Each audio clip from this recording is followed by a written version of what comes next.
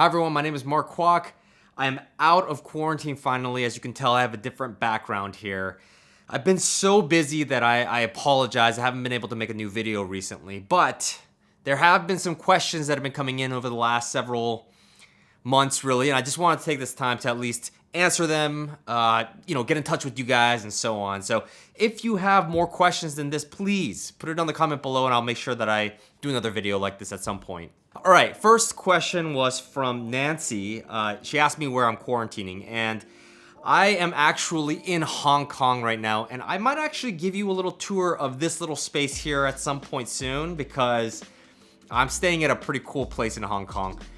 The circumstances are personal, and it's not the best of circumstances as to why I'm here, but I'm gonna enjoy it, and I'm here with my fiance, and yeah, it's gonna be a great time. Hopefully over the next several months, we'll see how long I'm here. So, all right, the second question is from Roberto. He asked, "What camera setup do I use?" And this actually gets asked a bunch of times because people are curious, of course. Naturally, how do I get this image? So I've actually changed the camera a couple of times throughout this channel. The first time it was a Canon EOS R, and that was probably the first 6 or 7 videos. Then I upgraded pretty significantly to a Canon C200, so I'm staying in the Canon family. I then technically downgraded to a Canon R5, and that's what I'm shooting with now. So again, staying with the Canon family. But I've always loved Canon. It's just, I've been used to it for a long time. I've had Canon since like the 5D Mark II. And so this is just my bread and butter. I personally don't shoot a ton of long form, so I didn't really need the Canon C200. And so that's why the R5 was kind of the perfect setup for me. I do mess around with a bunch of different lenses, but now I actually only have one lens. And if I tell you the lens, you'll probably go, what the heck are you doing spending so much money on a lens? But the truth is, it's one lens. It's the only lens I have, and that is the 28-70 f2. So it's this really big and fat, chunky lens. It's not great for traveling with, to be honest, but it does provide that shallow, buttery depth of field. I love it, and I don't have to worry about getting a bunch of primes because it's kind of one. It's basically 3 primes in one, and I love that. Maybe one day I'll kind of show you guys exactly how I shoot my videos. Let me know if you guys want that in the comments below. If not, I'll pass on that. But if it's something that you're interested in, yeah, let me know. All right, 3. This one comes from Vancho. He asks, what do you do for work or for a living? So I actually work in tech. I'll try to keep the company private for now, but in the last 10 plus years, I've actually been working in tech. I prefer to be doing these sort of things, making videos and stuff, but you gotta make the money to keep bills going, right? So what I do is partnerships or business development, in case you guys know what that is, for a bunch of tech companies, and that's what I've done over the past 10 years. Next, Armand asks, what is your weight and height? This probably has to do with a bunch of the clothing episodes that I've done. So I'm not the tallest guy in the world. I'm about 5'7" in terms of height, and my weight fluctuates between 150 and 165. So, I'm sometimes a fat boy. So, next, Affy asks, will you do a home tour? Yeah, a bunch of people have actually asked me about this home tour thing because the background, they enjoy the background with my big plants and stuff like that. So yes, I will absolutely do a home tour once I'm back in the States. Honestly, you guys will probably be disappointed, but I'm proud of the space I'm living in, so I'll make sure to do a home tour at some point. Next, Al asks, you don't have a knife or flashlight in your EDC? So I do have a video, I'll probably link it up here, that shows my EDC. It's actually changed slightly since then, but in EDCs, there's always knives and flashlights and stuff.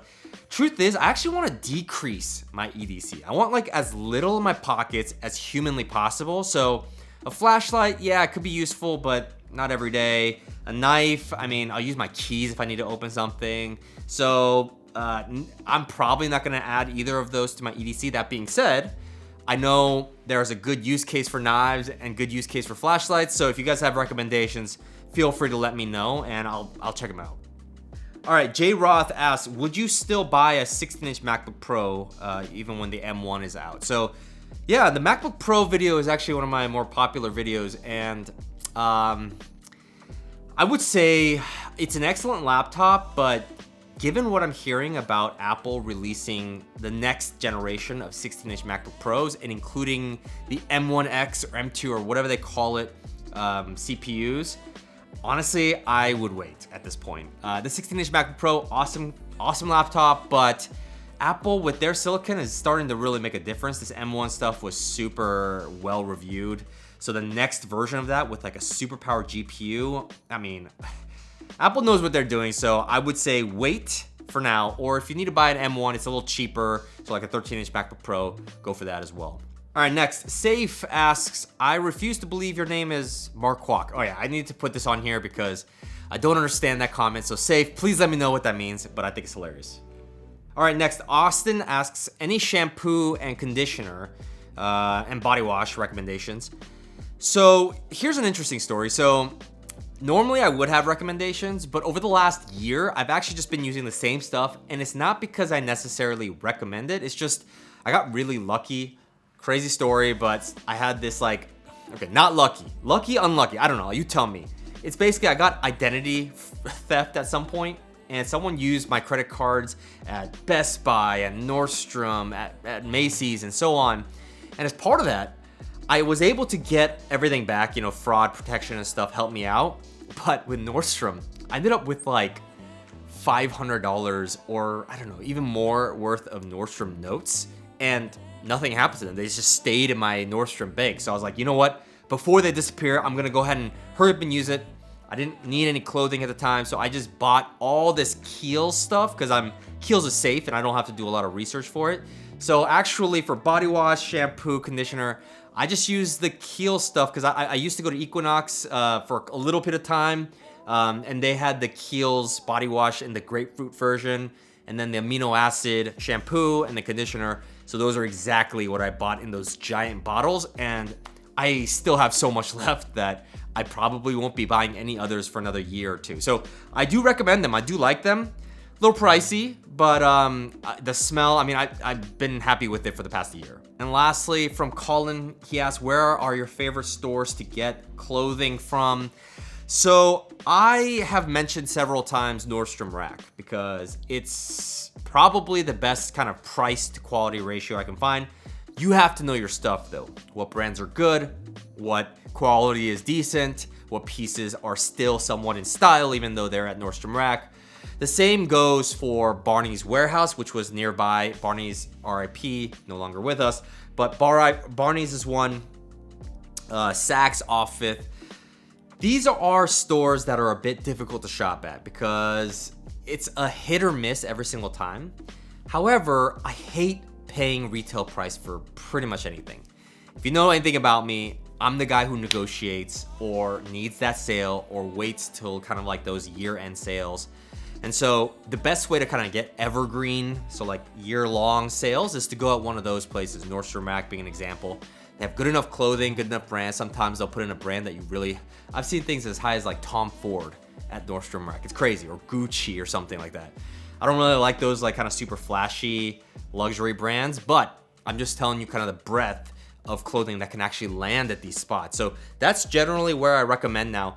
Nordstrom is probably my favorite department store. It's kind of that luxury, but can sometimes go on sale or can sometimes be somewhat reasonable. I try not to go to Neiman or Saks or, you know, Bergdorf or things like that where it's like super overpriced. And I've kind of graduated beyond some of the Macy's or JCPenney stuff. So that's generally where I shop. Case by case though, if I love a brand, you know, last time I talked about Acne Studios, I will go to their boutique. APC, I will go to their boutique. So it depends on kind of the brands as well. All right, hopefully that wasn't too dreadful and long, but you guys got a hint of my life and some questions. You guys have answers to those questions. So thanks for submitting some questions. If you guys have more, please interact with me in this video and I'll make sure to answer them in a future video as well. All right, thank you so much for watching. My name is Mark Kwok. I will try to have a video for you soon here, but I'll see you guys on the next one.